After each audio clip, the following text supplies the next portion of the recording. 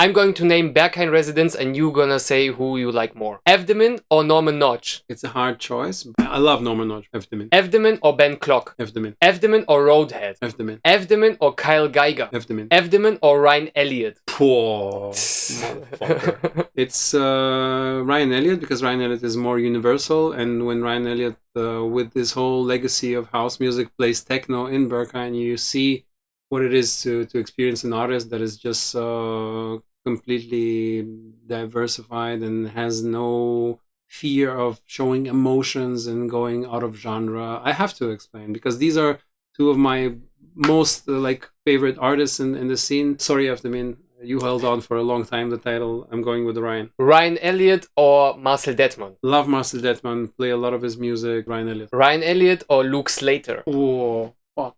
It's getting worse. Crazy. Increasingly. Crazy.